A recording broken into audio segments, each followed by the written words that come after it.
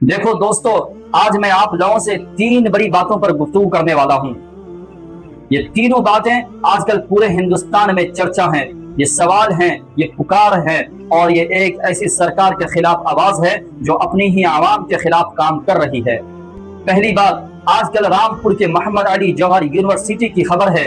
یہ یونیورسٹی پڑھائی کا گھر ہے، یہاں ہندو، مسلمان، سکھ، عیسائی سب کے بچے پڑھتے ہیں۔ یہ نہ مندر ہے نہ مسجد ہے، بلکہ ایک تعلیمی جگہ ہے جہاں غریب بچوں کو پڑھائی کا خرچ بھی کم دیا جاتا ہے۔ آج یہ سرکار اس یونیورسٹی کی 38 عمارتوں کو ڈھانا چاہتی ہے۔ بس سیاست کی آگ میں یہ کیا ہندوستان کی ترقی ہے؟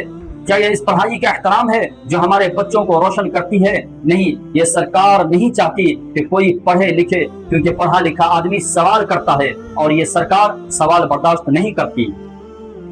دوسری بات، دوسری طرف دہلی کے جنتر منتر پر لوگوں کا ایک بڑا احتجاج ہے۔ وہاں سونم وانگچک اور ہزاروں اسٹوڈنٹ نیٹ امتحان میں گڑبڑ اور تعلیم کے بکھرے حالات کے خلاف بھوک ہڑتال پر بیٹھے تھے، لیکن اس سرکار کو اپنے خلاف کوئی آواز پسند نہیں ہے۔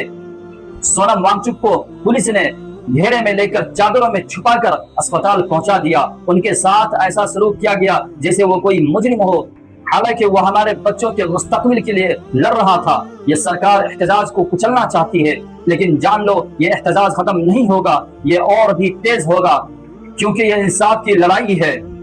تیسری بات اور تیسرا سب سے اہم، ہمارے آدیواسی بھائی جو اپنی زمین اور اپنے حق کے لیے لڑ رہے ہیں۔ آسام کے کازیرنگا قومی پارک کے قریب سرکار نے ایک بڑا 5 ستارہ ہوٹل اور میوزیم کا گھر بنانے کا منصوبہ بنایا ہے۔ اس کی وجہ سے وہاں رہنے والے 45 سے زیادہ آدیواسی خاندانوں کو ان کی کھیتی کی زمین چھوڑنی پڑ رہی ہے۔ پورا نام ٹولی نامی ایک آدیواسی کارکن جس کا تعلق مشنگ قبیلے سے ہے، ان لوگوں کی آواز بن کر اس منصوبے کے خلاف کھڑا ہوا، لیکن سرکار نے اسے بغیر کسی وارنٹ کے گرفتار کر لیا اور اس پر جھوٹے الزامات لگا دیے۔ کیا یہ انصاف ہے؟ کیا اس سرکار کو ان غریب آدیواسی بھائیوں کا دکھ نظر نہیں آتا؟ ان کی زمین چھین کر انہیں بے گھر کرنا یہ کون سی ترقی ہے؟ دوستوں، یہ تینوں واقعات ایک ہی کہانی سناتے ہیں۔